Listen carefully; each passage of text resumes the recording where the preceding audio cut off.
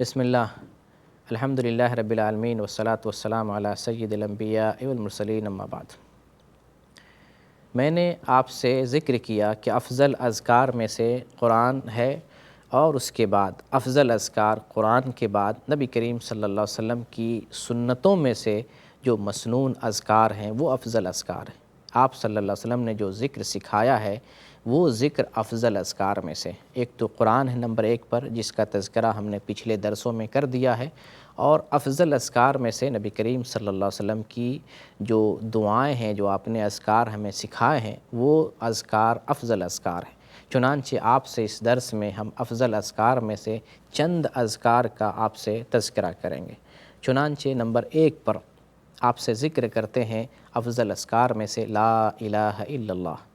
یہ کلمہ لا الہ الا اللہ یہ دراصل اسلام کی بنیاد ہے، اسلام اسی پر قائم ہے، اسی کی وجہ سے ہم مسلمان ہوتے ہیں، اور اسی کلمے کی بنیاد پر ہم دنیا اور آخرت میں کامیاب ہوں گے۔ یہی وہ کلمہ ہے، یہی وہ جملہ ہے جس کی بنیاد پر آخرت میں ہمیں نجات بھی ملے گی۔ تو دین کی بنیاد اسی پر، اسی کلمے پر قائم ہے، اور نبی کریم صلی اللہ علیہ وسلم نے ارشاد فرمایا ہے، جو ترمذی کی حدیث ہے 3585 نمبر کی، آپ ارشاد فرماتے ہیں خیر ما قلت انا والنبیون من قبلی لا الہ الا اللہ، کہ میں اور مجھ سے پہلے جتنے بھی انبیاء گزرے انہوں نے جو سب سے بہترین کلمہ کہا ہے وہ لا الہ الا اللہ۔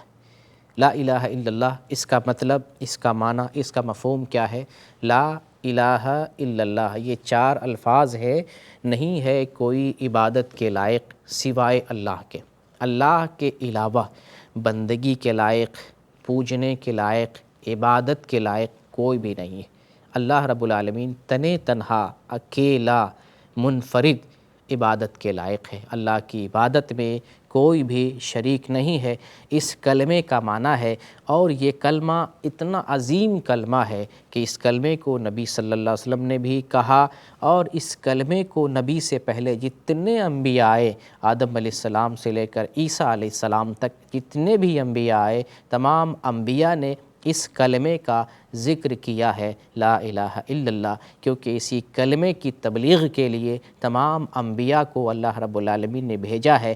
یہی کلمہ کہہ کر کوئی مسلمان ہوتا ہے، اور یہی کلمے کے مطابق زندگی گزارنے والا جنت میں اس کلمے کی بنیاد پر داخل ہوگا۔ یہ ایک کلمہ لا الہ الا اللہ۔ دوسرا کلمہ سبحان اللہ۔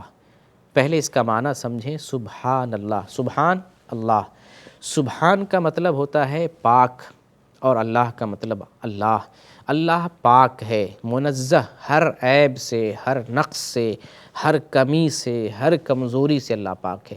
جب ہم سبحان اللہ ذکر کرتے ہیں، اللہ کا ذکر کرتے ہیں سبحان اللہ، اس کا مطلب یہ ہے کہ ہم اس بات کا اقرار کرتے ہیں کہ اللہ ہر عیب سے، ہر نقص سے پاک ہے۔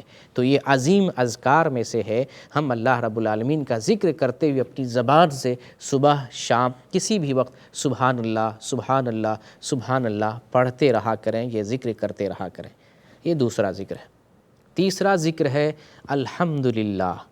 الحمدللہ کا مطلب ہر قسم کا شکر، ہر قسم کی تعریف اللہ رب العالمین کے لیے، جس قسم کی بھی تعریف ہو سکتی ہے اللہ رب العالمین کے لیے، جس قسم کا بھی شکریہ ہو سکتا ہے اللہ رب العالمین کے لیے، ہر قسم کی تعریف، ہر قسم کا شکریہ اللہ رب العالمین کے لیے، کیونکہ ہر قسم کی خوبیاں، اچھائیاں اور بھلائیاں اللہ کے پاس ہے۔ اللہ کے پاس کمالات عظیم ہیں، اللہ کی قدرتیں عظیم ہیں، اللہ بے مثال ہے۔ ان نعمتوں، ان قدرتوں، ان اوصاف کی بنیاد پر ہم کہتے ہیں کہ ہر قسم کی تعریف کے لائق اللہ رب العالمین ہے۔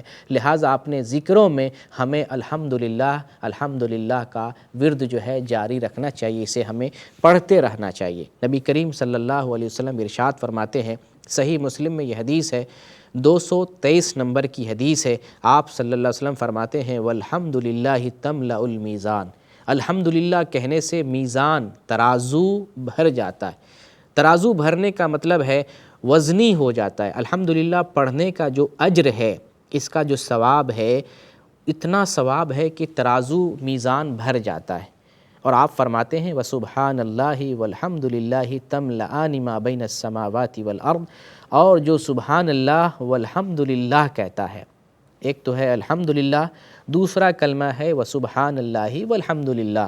جو یہ کلمہ کہتا ہے تو زمین اور آسمان کو بھر دیتا ہے، یعنی سبحان اللہ والحمدللہ اگر ہم یہ ذکر کرتے ہیں تو اس کا اجر، اس کا ثواب اتنا ہے کہ زمین و آسمان کو بھر دے گا، اتنا زیادہ ثواب ہے۔ لہٰذا میرا بھائیو، الحمدللہ اور سبحان اللہ والحمدللہ کا ذکر کرنا چاہیے۔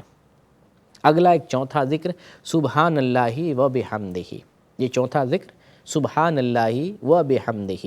نبی کریم صلی اللہ علیہ وسلم ارشاد فرماتے ہیں کہ جو آدمی دن میں 100 مرتبہ سبحان اللہ و بحمدہ کہتا ہے تو اس کے تمام گناہ معاف کر دیے جاتے ہیں، یہاں تک کہ سمندر کے جھاگ کے برابر بھی گناہ ہو تو سارے گناہ معاف کر دیے جاتے ہیں۔ سبحان اللہ و بحمدہ، اللہ پاک ہے اپنی تمام تعریف کے ساتھ، اللہ پاک ہے اپنی تمام تعریف کے ساتھ۔ یہ ایک عظیم ذکر ہے، اس کے کہنے سے انسان کے گناہ سمندر کے جھاگ کے برابر بھی ہوں، اللہ اسے معاف کر دیتا ہے۔ یہ حدیث صحیح بخاری میں 6042 نمبر کی ہے، صحیح مسلم میں 2691 نمبر کی ہے۔ گویا کہ ایک عظیم ذکر میں سے ہمیں یہ معلوم ہوا سبحان اللہ و بحمدہ۔ اور ایک عظیم ذکر سبحان اللہ و بحمدہ سبحان اللہ العظیم، یہ بھی ایک عظیم ذکر ہے۔ اللہ پاک ہے اپنی تعریف کے ساتھ، سبحان اللہ العظیم، اللہ پاک ہے اور وہ عظمت والا ہے۔ یہ کلمہ سبحان اللہ و بحمدہ سبحان اللہ العظیم، یہ ایک پانچواں ذکر آپ کو بتا رہا ہوں۔ اس ذکر کے بارے میں نبی پاک صلی اللہ علیہ وسلم ارشاد فرماتے ہیں کلمتان خفیفتان علی اللسان ثقیلتان فی المیزان حبیبتان الی الرحمن سبحان اللہ العظیم سبحان اللہ و بحمدہ۔ صحیح بخاری کی حدیث ہے 6304 نمبر کی، اور صحیح مسلم میں 2694 نمبر کی۔ نبی صلی اللہ علیہ وسلم ارشاد فرماتے ہیں کہ دو کلمے بڑے آسان ہیں، بڑے خفیف ہیں، دو کلمے ہیں، چھوٹے ہیں، خفیف ہیں۔ خفیف کا مطلب چھوٹے کلمے ہیں، آسان جملے ہیں، زبان پر ادا کرنے کے اعتبار سے یہ دو کلمے بہت چھوٹے ہیں، لیکن میزان میں اجر کے اعتبار سے، ثواب کے اعتبار سے بہت بھاری ہیں۔ حبیبتان الی الرحمن، اور یہ دو کلمے اللہ کو بڑے محبوب ہیں، اللہ کو بہت پیارے ہیں۔ وہ دو کلمے کیا ہیں؟ سبحان اللہ العظیم سبحان اللہ و بحمدہ۔